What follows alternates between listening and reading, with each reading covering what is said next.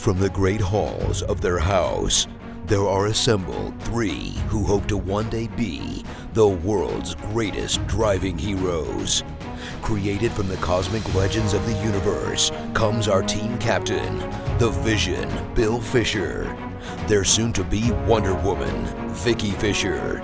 Our Captain Marvel and head flight trainee, Jennifer Skripchuk. And our Batman, the master of tools, gadgets, and all things mechanical, our mild-mannered soon-to-be billionaire, Alan Danvers. Their mission, to fight injustice, share what is right and wrong, to get you out of your house and come out racing with them, and serve all mankind. They are the Garage Heroes in Training Team.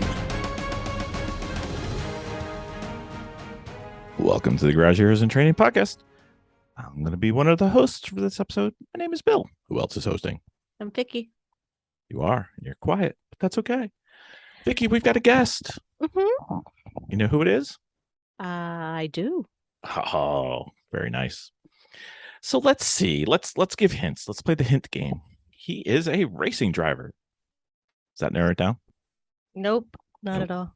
No. Rugby player? Nope. Go ahead. Okay, fine. He raced with us at Thompson in the Mustang and raced with us in the Civic. Yeah. Yeah.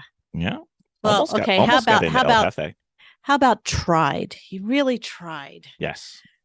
And since he raced with us in the Mustang and some of the Honda, I think we owe him an apology, obviously.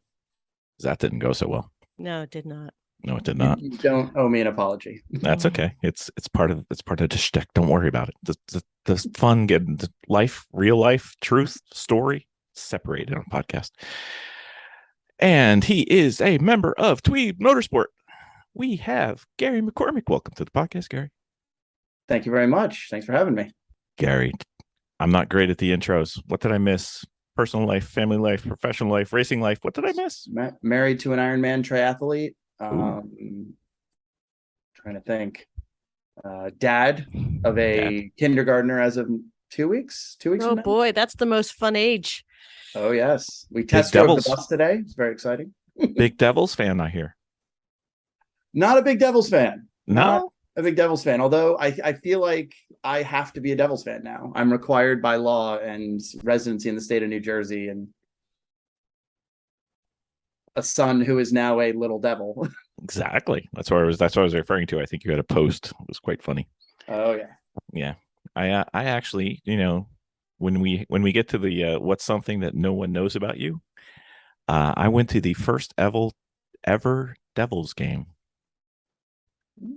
Anyway, useless trivia that I am full of. Gary, we met you. I think I met you at New Jersey. You were at an event on Lightning, and I think I was on Thunder, perhaps. Finally, You guys were all there collectively. We were having a good time. But what got you into this racing thing?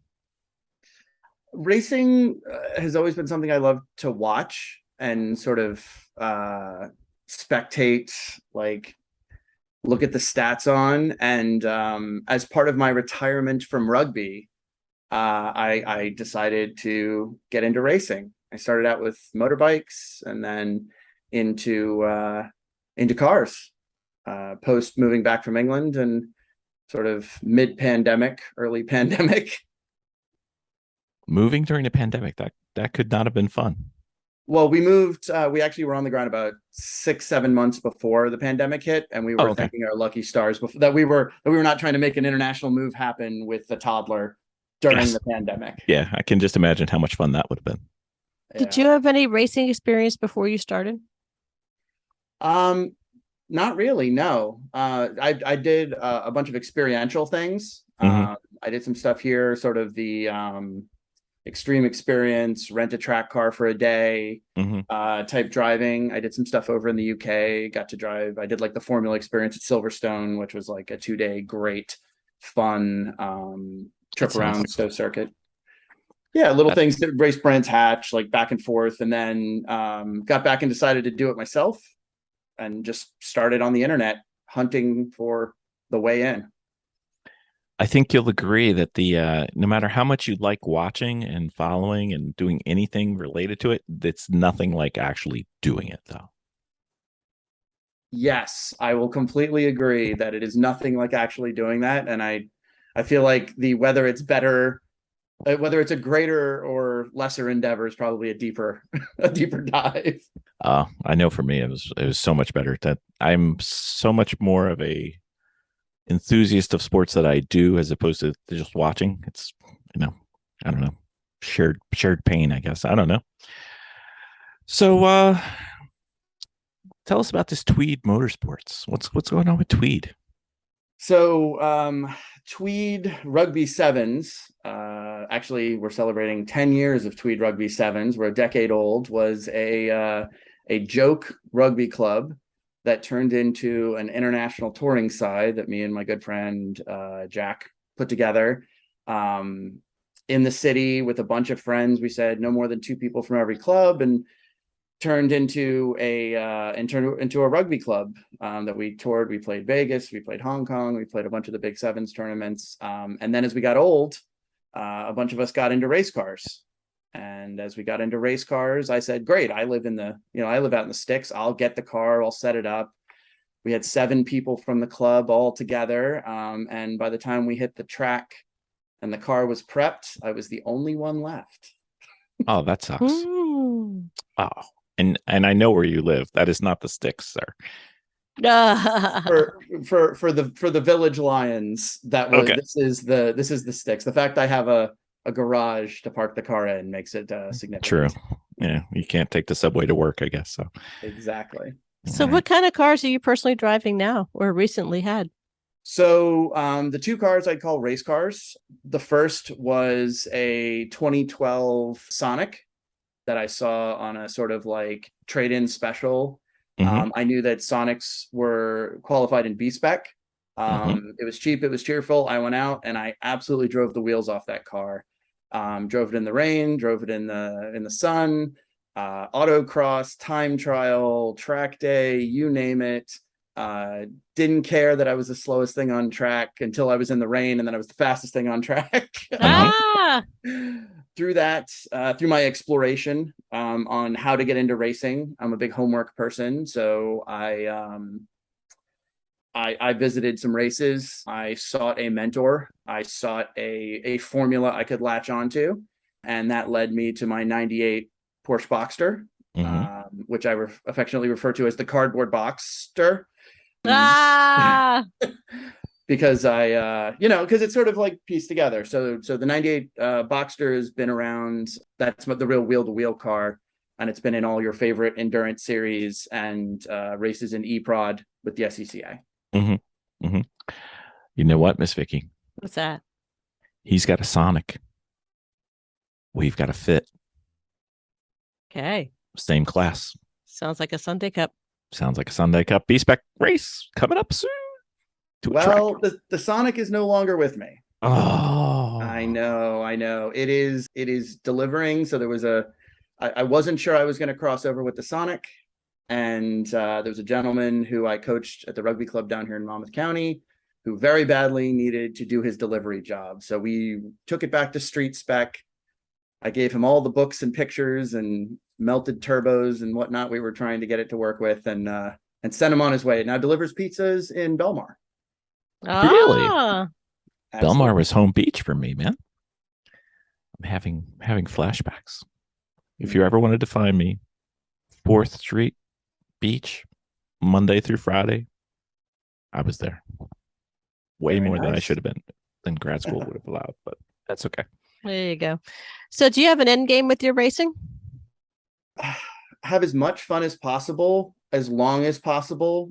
Try to be in the game long enough to have my 5-year-old race with me at some point. That'd be fantastic. Aw. Yeah, it's not a bad goal. I honestly didn't know what to expect getting in, and I just want to get out more than I put into it, which is hard in racing. Mhm. Yeah. Yeah, it's usually how fast and how deep the hole is as opposed to coming out even. Absolutely. So what is your general position? Do you have a team, or do you just kind of put together a team as needed? So I have a collection of regulars that I work with. I have some and actually listening to your guys' podcast, we kind of fill roles too. So I've got a couple people in the hot shoe category. I've got a couple people in and I hate to say this, pay the bills category. And then there's a couple people who are just good guys who are willing to do the work and deserve a spot. So like, it'll depend on what the race we're doing is. I do technically sell seats, I guess is the best way to do it. And that's mostly just logistics. You sell seats to known people. Well, occasionally we'll sell seats to unknown people, but my vetting process has kind of made everyone known by the time they get in the car. I'm actually, right. I'm known in a few series for saying no more than yes to people. It's not a bad position to be in. It's certainly not. No. When you're racing, what role do you normally fall into, or is it just, hey, I'm needed here? It's a little bit of the, hey, I'm needed here. I've gotten better. The first couple races, I was a bit of everywhere. I felt a lot like Bill, I think, in a lot of ways in that regard. I apologize if that's true. I definitely getting around. I think there's some philosophical differences. Like I do hold the good sport kind of position. Like we don't really do things if we think it'll take us out of the good sport category. So now I kind of admin, I do a little bit more team owner. I've created some relationships with some bigger teams so that, crew, larger scale equipment, occasionally hospitality even comes sort of from different places. I have a couple coaches that I work with. If I've got a couple of the greener folks who want to get involved, who just want to get in the car or out there, sometimes I require or offer them some coaching. Some aim data between stints is always good. We've got kind of like the team morale, like my friend Jack who helped start the team, who's got a great story why he's not driving. He's our keep everything light and airy and nobody gets too serious, and we all bring home the car. Like we've got a big drive the car on the trailer. How long have you been doing this? About 2.5 years. You seem to be pretty savvy with the motor, because you were kind of getting in on my Honda Civic and kind of throwing some opinion and weight in, and I was duly impressed. So an engineer by nature, engineer by background. Okay. I grew up the son of an elevator and hydraulics mechanic. So I do. That has its ups and downs. It does have its ups and downs. Usually more downs. That's when they call us, right? Yeah. Right. When the ups stop, yeah. That's I am a little more ginger around race car people because I know people have strong opinions on things in there. So I was trying very hard not to say, hey, this is this thing you should be aware of. Yeah. Or, this is probably not the best advice. Let's get someone else in here. Yeah, you were hovering a little bit going, ooh, that's kind of sketch. But, for our own car knowledge, you were on. we told you repeatedly, hey, we don't know doodle, so you're not insulting us. And that's but that's part of the adventure, right? Sure. Like and actually there's something I pulled straight out of my like seat rental contract that I thought you guys would appreciate since you're the garage heroes. I have a line in the contract on the last page where I have a couple, having been a rugby coach for so long, I have a couple statements, but one of my statements is just a statement of fact: no hero repairs. Right. We don't do it at the track. Our very first time we took it out was actually at Thompson. We spun the clutch 8 hours in. Everybody was like, yeah, you could do this. And I was like, I'm not dropping the subframe on a mid-engine car in the rain at Thompson. No hero repairs. Right. I'll give you your money back. Right. And that was one thing that we were, that was brought up. He goes, yeah, we could pull this engine and fix it. And I'm just like, yeah, until 2:00 in the morning. And I'm not even in a standing. Like if I was running for like 3rd place or 4th place, or I was running in the top 10, yeah, I would probably pull the engine and see if I can get back in that night. But, I hadn't even made it out on the track and my car was having problems. I was like, it's not worth it. As long as I could drive it on and off the trailer, I call it a win right now. You got out for a couple laps. We really tried. Now we know what happened to the engine. So we're just got tired. No, it wasn't tired. Hey, Vicki. I know. Go ahead. We should go on his team. He sounds like he has more stuff together than we do. I know, just a little bit. All right. Okay, we'll talk later. Don't tell him. Oh, returning to the podcast, Miss Vicki, So, you always like to know. yeah, so I like to know what people tell themselves or sayings that they use to motivate their team. Do you have something like that that motivates you that you pass on? I do. I have some. There's a little like pamphlet called The Art of Striking from a Muay Thai artist. And one of the things that I do tell people is if something isn't working, just figure out why and fix it. Right. Right. And then, if you find something that works, use it ruthlessly. All right. So like that is usually people find that super motivating, especially folks. I find, I've got a couple good friends in the car now who, I tell myself that all the time, like, oh, I'm not catching this corner properly, or like I don't feel comfortable here, but I know I can get a little pickup on the way out of a corner. Okay, fine. I'm going to use the heck out of that. Right. And I'm going to try to even it out as I go, or, like maybe I I'm know that better this at- part works, but I'll work on the other part, but I know that this part works. So Exactly. Don't abandon, and I guess that's a big learning thing, right? Is don't abandon what works for stuff that maybe doesn't. right. Ross Bentley says it, and a lot of people don't really listen, but he'll often say, if you try to do more of what you're good at, eventually you run out of room for the bad stuff. Yeah. So Absolutely. And that's a along good those lines. So yeah, I mean, I'm also singing that to myself in the car, going like, this works. I got this. I'm gonna do this bit. I'm gonna do that bit. But we always go back. There's always time for review, right? You're sitting there in the dark with your laptop, looking at the acceleration and deceleration into corners and things. Is the time for contemplation. Exactly. Sometimes with some of my laps, it's probably the time to start drinking, but I'm still holding out, trying not to do that. Well, that leads to another great saying we use. It's not your fault, but it is your problem. Yes, sometimes, and we gave you plenty of opportunities to use that one, unfortunately, at Thompson. But we'll try and see if you're dumb enough to come back. But that's okay. So we really want to get people out and get them started driving and racing, and it doesn't have to be wheel-to-wheel racing. It could be just having fun out on a back road. What do you think, looking back on it, what do you think was slowing you down from getting started, and what would you tell somebody to try to help them just go from zero to starting? I mean, for me, like having a car is not a problem. I think that's the biggest thing, and especially not having the perfect car, right? You don't wait for the perfect car. Well, not even just not having a car. You can, buy a seat if you need 100%.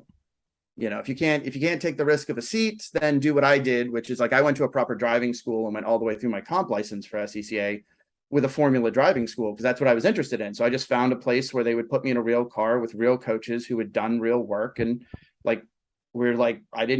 could have done that living in an apartment in the city. Mm-hmm. Yeah, probably would have been easier at that point. Yeah, certainly. And like the give up on the car thing is a big thing I do with people to start with. It's like, so what? Like, you don't have a car. Like, okay, you're interested in auto racing. Like, there are places, you want to drive your dream car, go drive your dream car. You want to go drive a race car, drive a race car. You got a sense of humor and can lift heavy things, someone in Lemons will take you, For sure. Awesome. So I guess the story behind Tweed Motorsport, where like you guys were rugby friends, or? Yeah, we were rugby friends who all had gotten to an age where getting hit by 21-year-old gym rats was no longer fun, which is not fun. I went on to be a relatively high-level referee, and USA Rugby had some things happen that kind of caused me to leave that program too. So we had time. We had a bunch of folks who were all in that place who were, all in careers that could afford racing, right? Like that's kind of the big thing. Yeah. And like the thing about rugby players is, there's a certain camaraderie, man. I mean, I married a woman who plays second row. Sarah played at a higher level than I did. And I know she can take a punch. Sure. And I know she's got a sense of humor about stuff. And if you say no, or, she runs into a wall, like just like my rugby buddies who we started this with, like we're all kind of on a page that I think gets beyond a lot of folks who enter. So it was a good group of folks. And, classic things happen in your mid 30s, Sure. Babies, Yep. job relocations, I remember my mid 30s. Yeah. That was a long time ago. Me too. I'm a little north of the big 4-0 myself, but that was when it all sort of started out. Yeah, for sure. Well, I'm north of 40 too, so that's fine. Whatever. It's all good. So you got the 2 cars. Well, you had the 2 cars. Now you got the one car now. And what series have you tried, and what would kind of be your review if you were describing it to somebody who hadn't been in that particular? So I started with Champ Car, and now I've done a Lemons race. I've participated in AER with rental seats, and then my car's first time out in AER will be this November at NJMP. Oh, cool. And then SCCA, and then whatever the Lucas Oil sort of formula stuff we did was that sort of the tail end of it. I won't really count that as a series because that was more of a school for me, but It is a series as well. I think they all have their place. I think Champ Car was a good place to start because I talked to some people from Lemons, and it didn't seem like enough about the driving. It sounded a lot more about the car. AER was, it's a higher performance environment. I don't think it's a great place to learn. Like that shouldn't be your christening on track, in my humble opinion. No, probably not.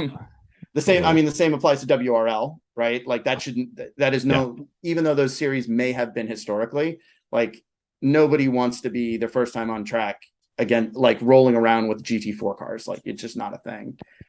But yeah, and then obviously the SCCA with sprint racing, that was 100% a function of possibly wanting to go back and do some racing with some friends back in the UK, which meant I need an SCCA comp license.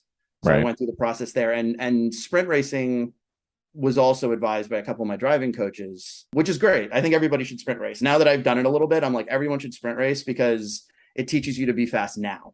right now, you have to be fast. Whereas in Champ Car, you can kind of graze your way into it. I think all the series are pretty much organizationally, similar. There are some quirks and features that some people like and don't like. My relationship with Champ Car was stemmed by the president of the series inviting me to be a volunteer and learn before I jumped in, which was outstanding. But I found a similar experience kind of with everybody. Right. So I guess that's one thing that we talk about a lot, and you talked about it for sprint racing. Vicki and I, we came from the HPD row and the endurance row of type of learning. I mean, obviously we've done other things, but those are the primary 2. And I don't think either one of us has ever really gone for a 10/10th lap. So sprint racing would kind of be new for us, and then that's why we try and cross train as much as we can. So it's still on the list. We'll get there. We'll do some time attack soon, but it'll be fun. So I'm guessing Lemons kind of has this thing, and a lot of people think they know what Lemons is going to be, and then they see what Lemons is. So what did you think Lemons was going to be as your first time, and then how was it after your almost successful first time? So I assumed Lemons would be kind of a joke, but an inside joke, right? And there's an inside and an outside of the joke. It reminded me a lot of a camping rugby tournament, right? Where there's factions and teams and, fancy dress and costumes and themes, and probably they have costumes in rugby. Oh, absolutely. Fancy dress. Wow. Yes. Somewhere there's a photo of me dressed as Little Bo Peep in Las Vegas. Nice. Yeah, but that had nothing to do with rugby. They were the sheep, right? And Tweed, we were known for a long time as the Argyle Assassins because our actual uniforms were Argyle of various colors, and we have a whole game with hats and stuff. But yeah, I mean, Lemons was 50% exactly what I expected and exactly what I wanted out of it. I wanted to see it from that perspective, and it was 50%. And this is a little tongue in cheek, but people who probably could bleed into other series based on how serious they are about their vehicles and how serious they take their driving of the vehicles. Now, that won't speak to qualifications in those series, but I feel like some of those cars I had raced again in other series, and like there was exact parity on their behavior on course and off. Yeah. Well, it's a population, right? There's a There's about big curve, multiple axes. Some of them on skill, some of them are thought of the skill. And usually they don't overlap as much as people think, but would you do it again? Oh yeah, absolutely. Lemons is now that I've seen it up close and like done it on the ground floor, I think Lemons is a great 2 or 3 times a year, maybe some god awful themed car that I keep, out back and bring out for those special occasions where it's appropriate. I actually think it's a great series. Like I've got a couple friends who can't drive stick, so I've actually looked into some automatic options that maybe would be good for Lemons. We're actually talking to a buddy from the wheelchair rugby world who possibly wants to talk about hand controls. So I'll be trying to talk to the folks from Lemons to see if that's even a thing we can do in a Lemons caliber car. We've got a couple friends who use them. If you need any help, let us know. We can definitely do that. And they race, and Vicki and I have both been taught by one of them, and he is fast. That's not slowing him down at all. So very cool. Definitely. Yeah, I think Lemons is something I'm definitely headed back either as a driver or as a team owner / car owner again. It seemed like a good time. I don't think it's my bread and butter. No, it's we always talk about it. There's like a XY plot, right? You have the serious racer and then the fun, and you plot the two next to each other. And Lemons kind of goes more on the fun side, a little bit less on the serious side, and then some of the other divisions they vary between the two and how their split is. And you got to kind of, at least you should really find the one that you fit best with. Yeah. And then, expand yourself a little bit and sometimes try the others just for, change of pace and stuff. So it's fun though. We have a good time with it. Yeah, it's definitely fun. It's also more, and the fun or not, like I have fun racing, but it's also more car focused. And that's why I don't think when I say it's not my bread and butter, like I'm more interested in the driving experience than I am the mechanical experience around it, even though I can do that. And unfortunately, you had to when you were with us. Yeah, that was a left field. Yeah. Usually we get, it's endurance racing, or like something can go wrong at any point. Usually you don't get hit by like 2 or 3 things going wrong at the same time, and that kind of was less than bizarre. But we know what it is now, so we're correcting it, starting again. Well, let me say it on your podcast, right? Just for everybody who's listening, who's hearing them allude to this, dumpster fire of an experience I had. Phil and Vicki showed up with a well-prepped car with great intentions, had pointed me in the direction of yet another person's car, and were nice enough to let me get in their car for a couple laps, which I was ultra careful with because I could feel something wasn't quite right under the hood. Yeah. But I do appreciate it, and they are not, floating into the Atlantic as much as they make it out to be. It's so much better to put it the other way, though. It's so much more entertaining. It's like the old Jim Cramer line: you under promise and over deliver. Yeah. You guys do the whole. You do similar to like what I do, which is the whole package. If somebody shows up, like you've got food and you've got shade and you've got drinks, and you guys go. You have a 10/10 like team. We have a strong paddock game. We have a strong paddock game. Is a great way to say that. Yeah, that's right. And that's what I appreciated about you guys. It was no matter what happened, you had your stuff together. And when you're part of the team, you're part of the team. Sometimes that's the good side, and sometimes not so much. But that wasn't the goal. So Gary, we were so excited. You had done all this homework in preparation for the race, and I was sitting there, and we had brought everything we needed, and I screwed it up by leaving the antenna home, and then we had some technical issues, and we were trying to get the Sentinel system. We had it planned. You had tested everything was great, and then we blew it. I think we flew a little too close to the sun in trying to use some of the power user like copy and paste of things in the back end. I think we had a good showing. confident that we'll be able to get you guys on with the Sentinel.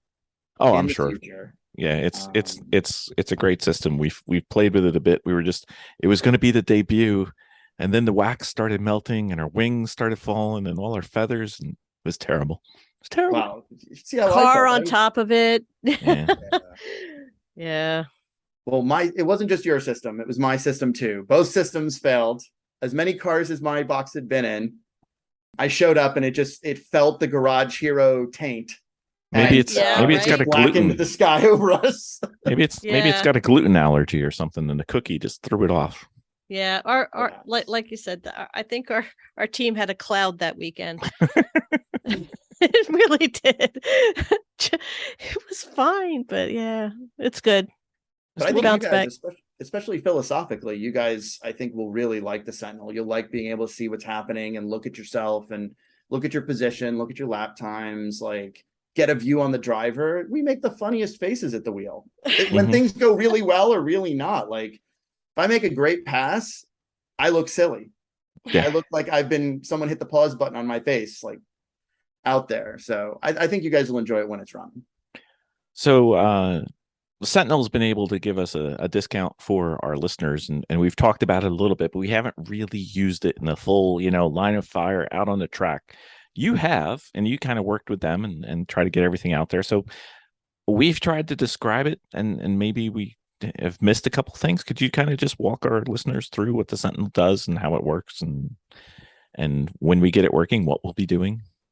Sure. So the Sentinel system is a real-time streaming video, audio, and telemetry system. It runs on cellular or Wi-Fi to your own access point. You can have up to 3 cameras. It records locally, so it satisfies the requirements of like the SCCA, for example, that requires a forward-facing camera in the car at all times. I use it a lot at home base with my drivers. I can see what's going on. I can see the gauges. It makes pit stops super predictable. You can see people coming onto pit lane. Road America, I raced with a team that wrecked into Canada, which is like the corner to wreck in. And I actually had a friend text me who was watching the live stream going, "Hey, is your driver okay?" And then we all looked down at the laptop and, Mark was stuck in Canada corner. That's what we get for racing a minivan, but it happens. You're not the first. You're not the last. Yeah, I mean, it's a good thing you can stream. My dad watches a lot of our races, so he wouldn't be able to travel to races. So he watches a lot of them live on YouTube. We have a couple Twitch followers that follow along that like to make jokes about the cardboard Boxster as we go. It's a great way both to engage your teams, the WAGs Club, including boyfriends, depending on which side of that you're on, wives and girlfriends club. Yep. My son watches a lot of the races from home over Sentinel. It's been super stable. And I think it's a great value add. And I think for race review and self-reflection, it's much more honest than an AIM data trace. Just by itself, yeah. Exactly. Now, go ahead. Is this similar to what we see people watching in the paddocks? They have like a whole system that's kind of set up and they're sitting in their trailers or they're sitting watching televisions in their garage spaces. Is this what's similar to what the Sentinel system does? This is, only you don't need a computer engineering degree. The Sentinel kind of makes everything work out of the box, one shot. When the sun is shining on the Sentinel, you plug it all in and it just works. In my car, you start the car, you hit the switch for Sentinel, it comes online, and that's it. Like it fires right up. So that is similar to what you're seeing. A lot of the ones we saw at the Lemons race, that was like live telemetry, or they've got a cell phone taped to a roll cage. That's sort of been the go-to standard, which I think you guys use data in a similar way. You actually put a cell phone in the car with the Apex, correct? We put a cell phone in for the Apex, and then we're transitioning because we wanted to get the telemetry and the Sentinel to work together. So we're transitioning to an AIM. Okay, so very cool. So, and that works. You can see all that displayed. All your CAN data gets shown up there. The Race Hero data. So on our feeds, if you look back at the Tweed YouTube channel, you'll see, last lap, best lap, who was in the car. Mine actually has driver ID tags, so our helmets of the regulars. Mhm. It actually shows their picture and their name like on the feed when they're in the car. Oh, wow. You don't just get the guess whose gloves are what color kind of game. And again, you can see, like the way I have it set up is you see forward out the front, you see the back, and then you see the controls of the driver, right? So you see the driver, we try not to stick it in people's faces, but you see the hand movements. Works great where we can do real-time coaching. Mhm. Like if somebody's super tight around there, we see them snap oversteering somewhere. Jake, the guy who does a lot of the coaching for us, can watch in real time and give feedback, mid stint. So when you're doing that, obviously you've got the photons for the light aren't going to be slowing us down, but it's got to go through the system up to the cell network and down. Is it like a 10-second delay, or is it like a minute, or? Yeah. So varies? if you watch on Twitch or YouTube, you're somewhere between 10 and a minute, 10 seconds and a minute delayed. And that's Okay. all just on YouTube. Right. You can also directly watch, so you get it within a second. So like Okay. the paddock view I've got is within a second of something happening, we see it happen. Mm-hmm. Which is very cool, especially for the surprise, Nelson Ledges, the SECA Enduro we did out there. We had a surprise, a car climbed a tire wall, and we got caught up, did a little landscaping, but we knew where the car was, we knew it was okay, and we knew it was coming down pit lane, even though the radio had shaken loose of the driver. Oh, okay. Okay. So, you know what else you did? And I don't even think you did this. So Miss Vicki and I, we had a disagreement of opinion on how to mount and where to mount the Sentinel system. Mm-hmm. And you have solved all of Yeah. this by a solution which makes her happy, which, as everyone knows, therefore I am happy. And we will be installing into our car, as you know, and can't wait to do that. And we may need some FaceTime assistance, or if you're bored and want to come by, you've got an open invitation, and we will get that thing running for next season, sir. Very cool. I'm looking forward to watching the feed. I'm looking forward to being on the feed, hopefully. Absolutely. You have an open invitation. We'll let you back. We enjoyed It's a racing fun with little you. car to drive. It is. It is. I really wanted to like stretch its legs a little bit. Mm-hmm. I don't think it wanted it though. It didn't. I could tell. No matter how hard you guys kept telling me to get out there and get after it, I just couldn't do it. I'm too much mechanical sympathy. Yeah. Well, that's the heart of a race car owner. Always the best arriving driver is the race car owner, because they're like, I know what I can do, and I know if I didn't give a damn, I could destroy this car and have a great time. But I know what that means to them, and I don't do it. So yeah. Admittedly, that's another reason the Sentinel is handy. Mm-hmm. The team instructions. It's a 12-hour race. Stay off the curbs. Yeah. Hey, stay off the curbs. Hey, I'm going to take a picture and send it to your mom of you bouncing off the curbs. The red line is for loading and unloading only. Why do you continue to go past it every single time? So we'll try 2023 again with you. We will. Yeah. Absolutely. 100%. Should be fun. Mm-hmm. So Gary, you've got a background in non-race related sports, rugby and others. And it's one of those concepts that I thought may help people to get into the high performance driving, maybe racing areas, by seeing just exactly what skills or what methodologies or what training methods they've done in the past that apply directly, whether they think it does or not, that applies directly to when you're driving in the car at a high performance endeavor. So the floor is yours. Well, I think the decision-making capability, if you're into sports where you have a tactical decision, like landscape, like I like rugby. I played soccer before that. I tried to avoid American football as much as possible, but hockey, sports like that, where, the field of play changes with the players on it. I feel like that's very like racing, find the space. Like we say in rugby a lot, find the space, right? And like making a pass in a race car or getting past in a race car is about like being in command of space. And I think that's something that there are lots of sports that teach you. that I think are directly applicable. I don't know about maybe the HPDE.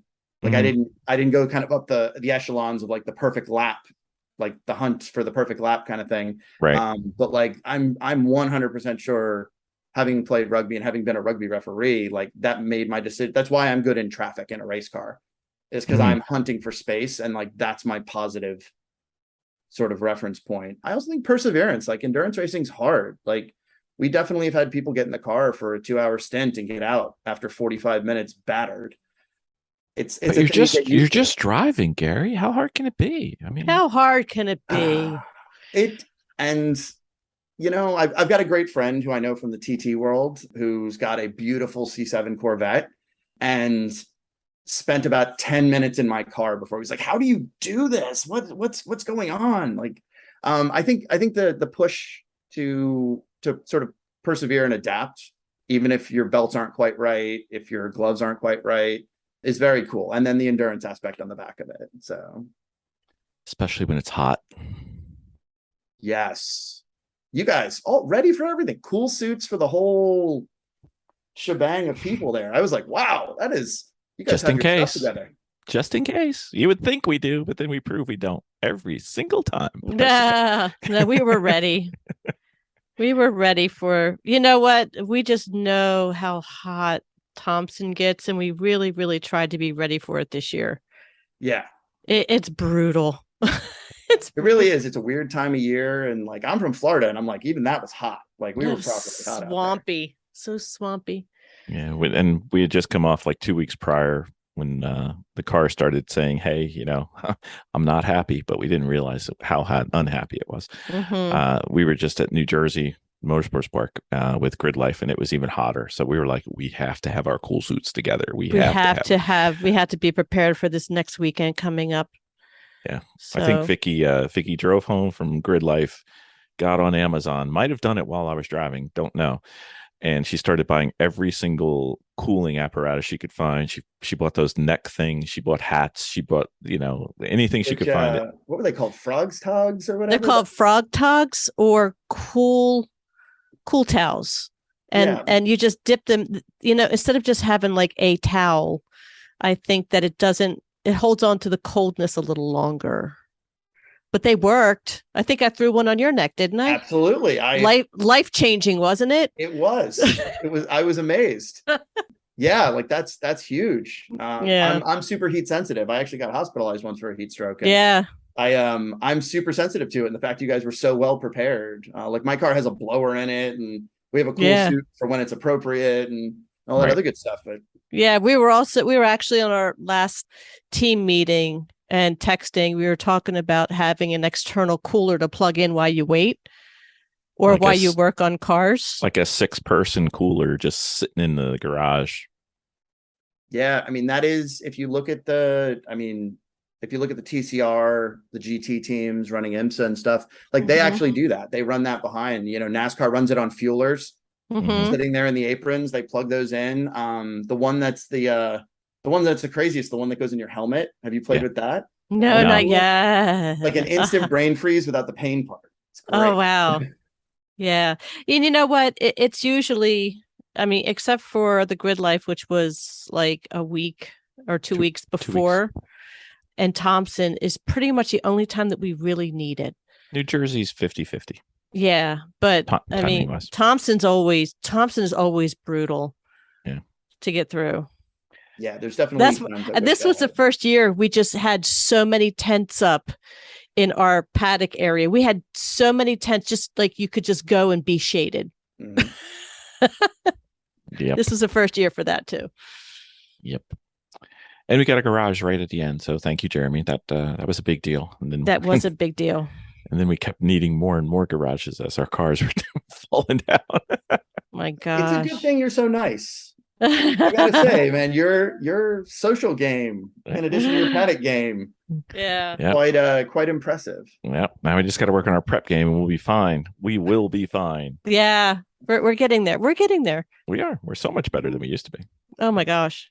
Yeah, you know, just for those listening at home playing the home game, when the car says it needs an oil change every 3,000 miles, that does not apply to 3,000 racing miles. Just Just a hint. It's good. How often do you guys service the cars when they run? How often do you guys service? We Sorry, will- now I'm asking a question. Sorry about that. No worries. It's your podcast. You get to do whatever you want, sir. Mhm. We do the oil change every time. We always And- prep our cars. And we'll do a full nut and bolt.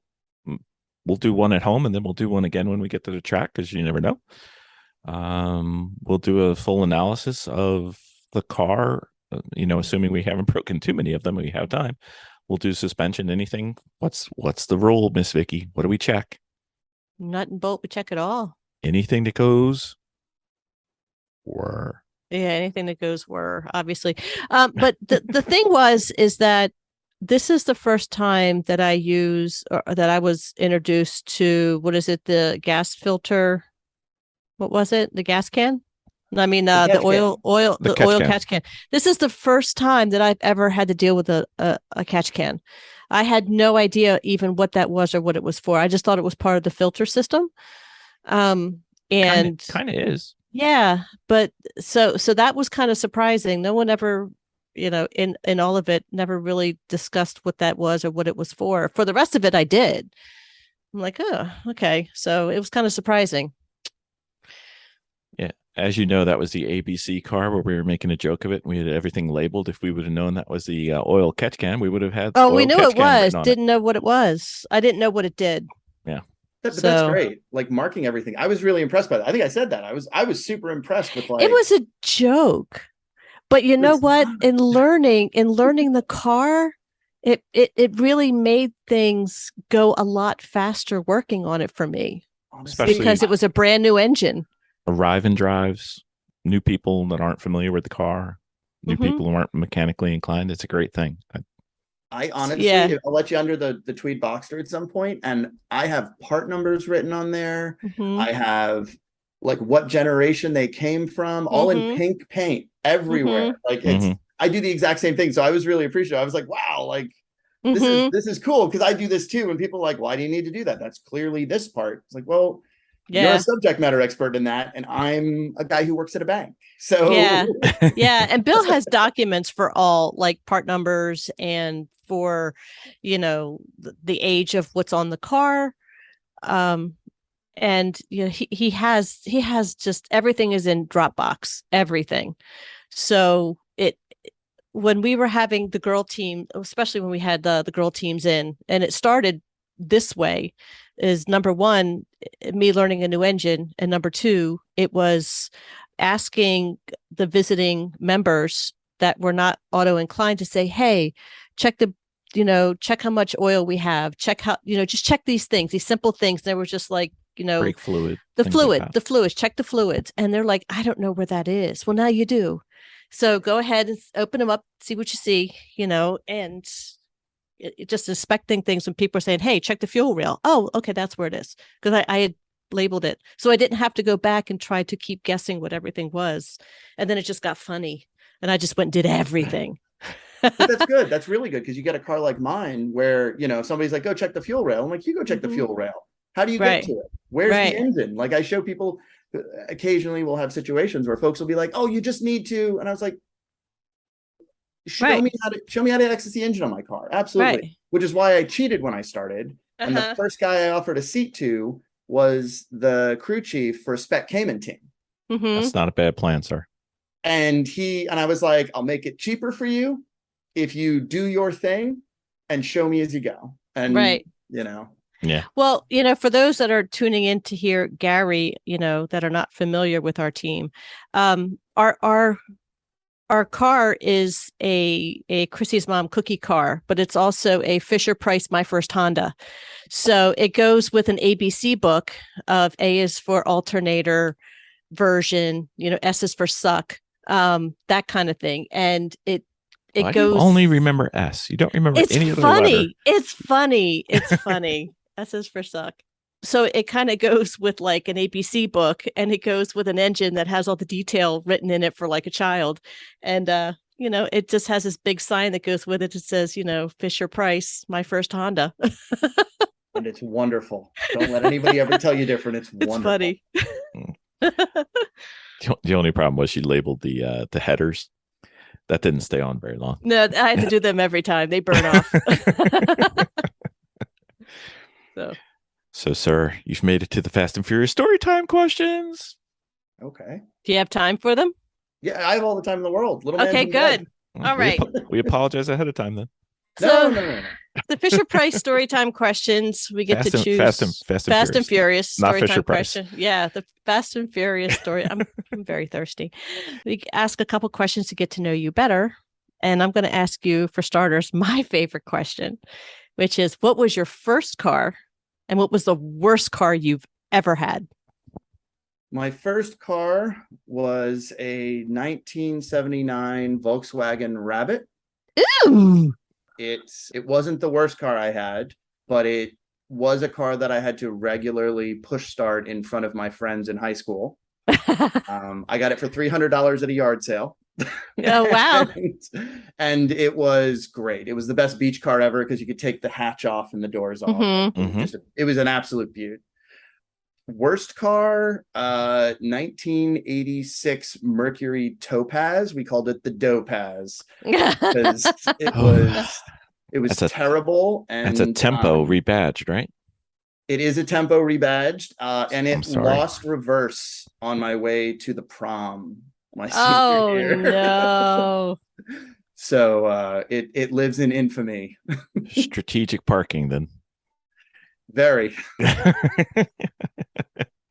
Awesome. That's I haven't had a Topaz yet. That's a new one. No, that's a new one. Terrible car. It is a terrible car. I tried to survive one through college with a girlfriend. It was terrible. All right. Let's see. What is one car from your family growing up that sticks out in your mind? Ooh.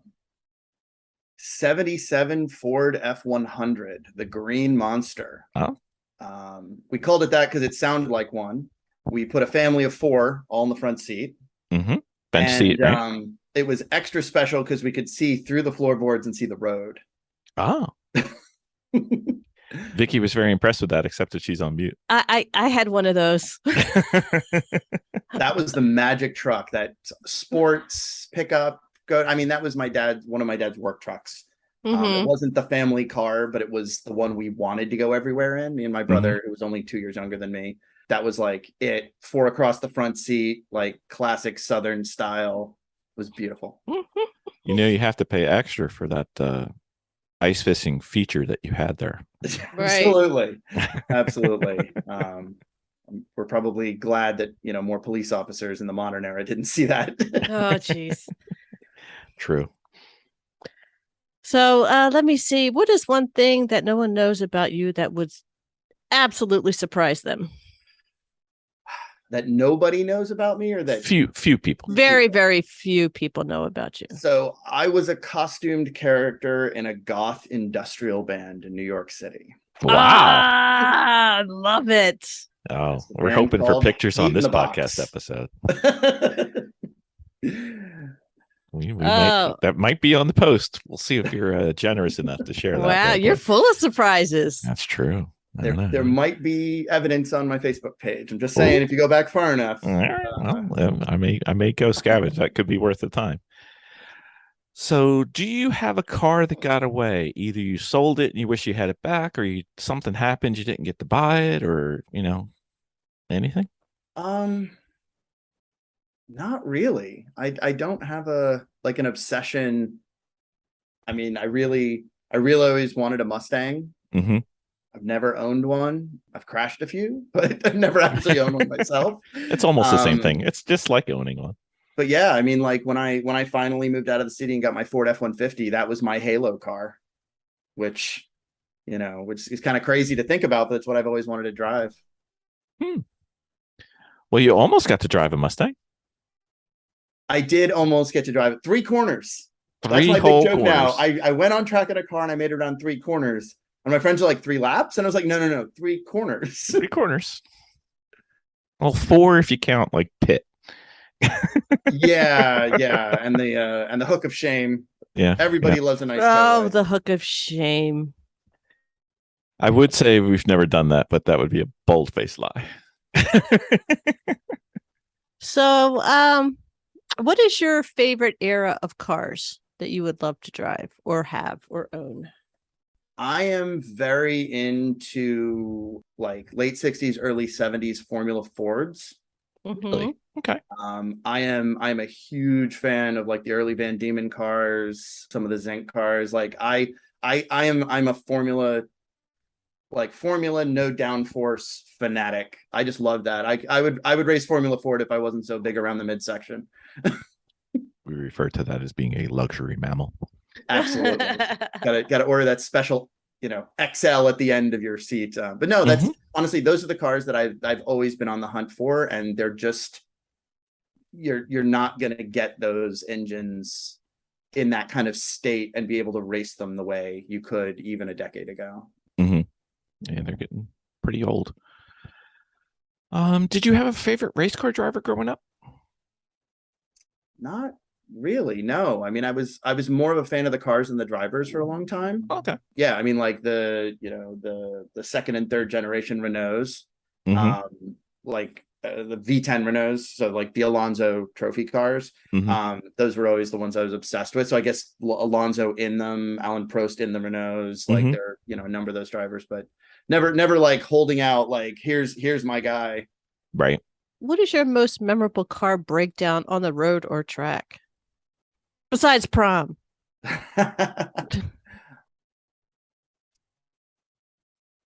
Did I have to be in the car, or could it have been a breakdown that occurred to my car? Either or. So I was that guy with a pickup truck in the city. I had a Nissan Frontier, bought it brand new. Like it was just narrow enough to fit in spaces. I traveled to England for a work trip, and my wife borrowed it to go down and visit her parents who were living in Virginia at the time. And I got a frantic text message and an email and then eventually a call about how the ABS light was on, the car was shimmying, all sorts of problems. So she extended her stay, went to the dealership. I was still in the UK, tried to drive back, got somewhere in the neighborhood of Delaware, and the same thing happened. ABS lights came on, and the truck wouldn't do faster than 30 miles an hour. It does not make you popular in 95 in Delaware.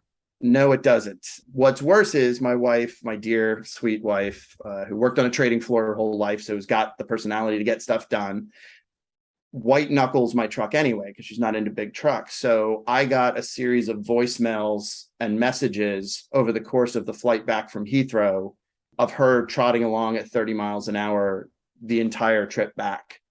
To which when we finally got it back and discovered, so that was traumatic on its own. We got it back and discovered that somehow she had managed to bend the rear axle on a 4x4. Wow. That's awesome. And that is impressive. I've been in the situation where I've had to like go to an auto parts store and buy a second battery to swap to make it home, to like drive home in the dark with no lights on kind of stuff. All these crazy situations. I will never forget like the visual and like the whole aftermath of that experience. Wow. Wow. Maybe 35 was a good idea after all. We don't know. We have no idea how it happened, but it happened. And the Nissan dealer scratched their head for a long time trying to figure it out as well. I'm sure. Hey, Vicki, you didn't say the Mustang. Oh, the Mustang. I know. The Mustang, that was bad. I was a little concerned that was going to be the answer. No. I mean, Odysseus the minivan. Odysseus the minivan. The he minivan. names his cars. That was going to be the other question. Do you name your vehicles? I do try to do something cute. Odysseus was not mine. It was one I went out and piloted with out at Road America, and that was a pretty bad experience. A wheel broke, and that's when I think Road America, I think minivan. That's actually not a bad idea if you think about it. V6 Honda Odyssey, decent transmission, cooler. It's not such a bad idea. And the most important part is we didn't finish last. We didn't finish, but we also didn't finish last. Well, wow. The same can be said for the Mustang, but apparently that's not that big a deal. Almost last, but not quite. Yeah. Great. Okay. great intentions It was otherwise. tremendous. We had tremendous intentions plus a backup plan just in case, and they both failed. But anyway, so this is where Vicki shakes her head and rolls her eyes. Yeah, you know. We're going to win the lottery, sir. We're going to, as a thank you to all our guests, we're going to have an island where we build our own racetrack. As a thank you, we invite you to the island, and we have 5 cars there waiting for you. We want to make sure they're the right cars. So what 5 cars do we need to have on our desert island, which has a racetrack and a dirt track? You got both. You can do anything you want. What cars do we need to have for you? Wow. And this is just like full fan. So do you know what the Coyote is? The engine? No, it was the car from a TV show in the 80s called Hardcastle and McCormick. Oh, I do know that one. The kit car. Definitely that, because that seemed amazingly fun. I definitely would have to say a Legends car. Oh, nice. Sort. Okay. Dirt, asphalt, the whole 9 yards. Mm-hmm. You know, I'm gonna get close to my heart and say that, like, my Boxster, to be honest, like, is so easy to drive that I just love it. Definitely one of those, let's see, late 70s Van Diemen, right? Formula Ford for sure. We'll have an extra engine for you too, just in case. Yeah, maybe one of the UK spec Formula Fords pre the Honda era. For you, the world, sir. Trying to think. It's got to be one more. Ooh, I couldn't even get real specific about it, but early 80s Z car. Really? Yeah. So the 300 or the 280? 280, the body shape, right? Okay. You know, I was obsessed with, like, I think I had a poster of Fair Lady Z, like Japanese spec, mirrors up front, the whole 9 yards. But those cars, like, just as I was young, in elementary school, just seeing them driving around New Jersey, being like, that's awesome, that's a race car. Like, that would just be a fun car to have. It would be. There's a couple of them in Lemons. You'd be surprised.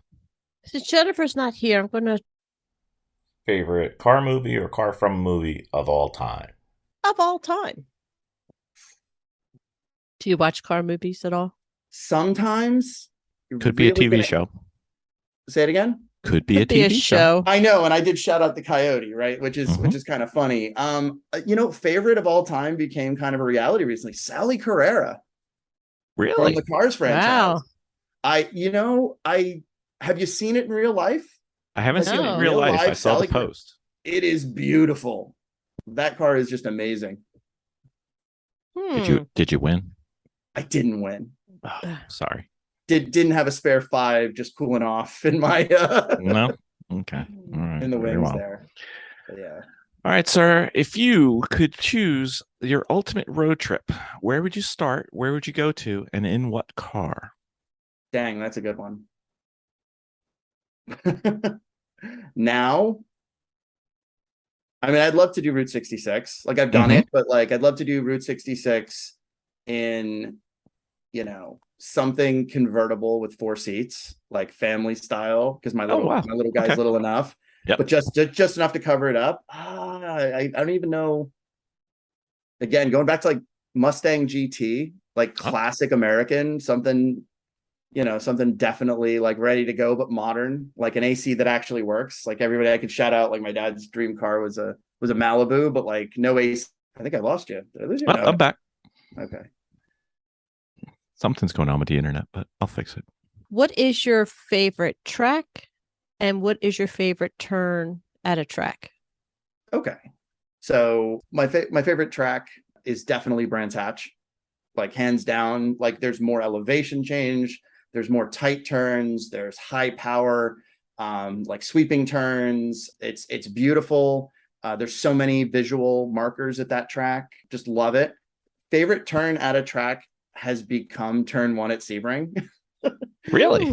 Yeah, it's a super love-hate relationship, because we ripped the front end off the cardboard Boxster there, but I actually have done a lot of driving at Sebring, and turn 1 is such an ego turn, right? It's full power, full speed at the end of the straight.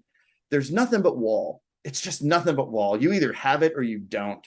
And then it goes too wide immediately. Mm-hmm. I love that. I love the like sheer trust and power in that kind of move. I mean, Cool. big sweeper.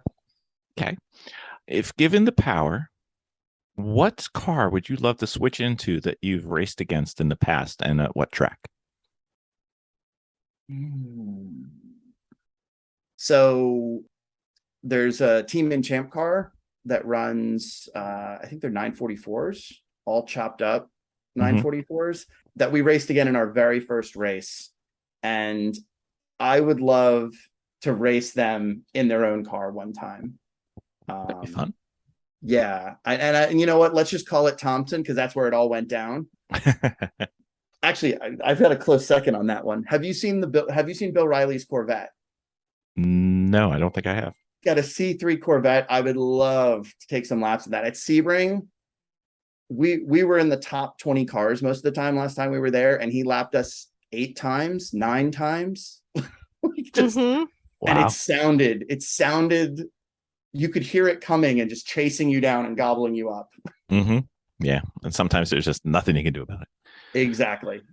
Miss Vicki, you got a last one for us? Yeah. Let me see. What car, if anything, would you wipe away from history?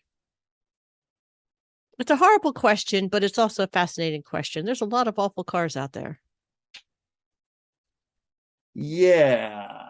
Ooh. Wipe out of history. Could also be a specific car, like say a particular Topaz. But there were so many, like the Topaz was terrible, but had so many good memories, right? Mhm. They're honestly the Ford Aerostar. Oh, wow. Okay. Oh, Holistically, what is the point? It was as big as a regular van anyway, Mm-hmm.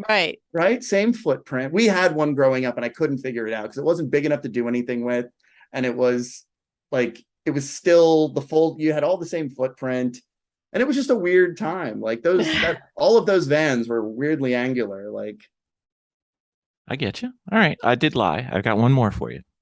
all right. The as far as your driving and racing, what is something that you are relatively good at? Starts. Really? Ooh. Standing or rolling? Side by side starts. Aren't they fun?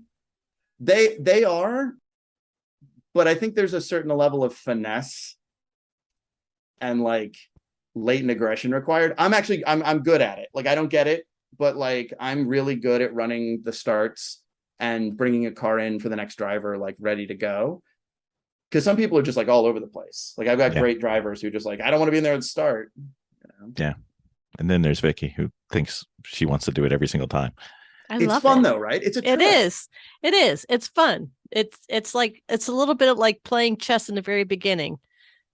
And on top of it is survival of your car, because everybody's strategizing on what position they're trying to fight for. So can I challenge you to something? Sure. Do it in a sprint race. Really? Do it in a mixed class sprint race where it's 13 laps, do or die. Mm-hmm. And then let's talk again. Yeah. I found that like the endurance racing starts and sprint race starts are night and day from intensity. Really? It's because they'll wave off starts if you're not bunched up enough. There's all kinds of good stuff about that. And I'd love to get your impression as someone else who thinks they're like in that groove and loves like the start. There's a lot of adrenaline in the beginning. Absolutely. Who needs coffee? And you know what? And you know what car you'll be doing that in, Miss Vicki? What's that? Your first start will be in a Honda Fit. Yeah, it will. Are you going to be spec? Is that She going is. to be real? She is. I know. We're building. That's what we're building for right now. That's great. It's such a great group of people and great like racing. Mm-hmm. It is. I'm excited. Sir, you've made it to the end. You survived.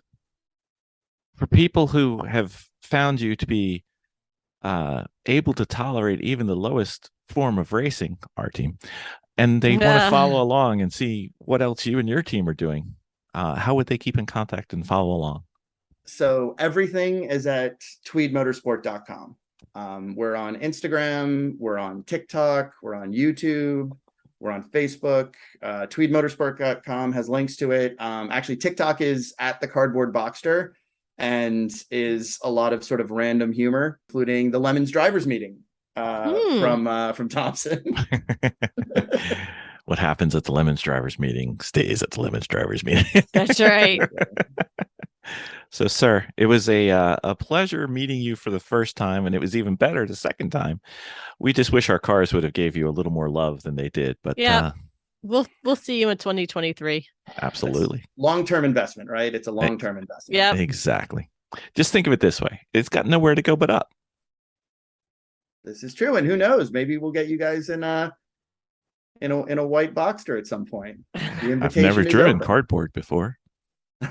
Oh, yeah, right. Well, you have to practice looking down on Boxster. Very well, sir. Thank you for coming on the podcast, and this is the first of many.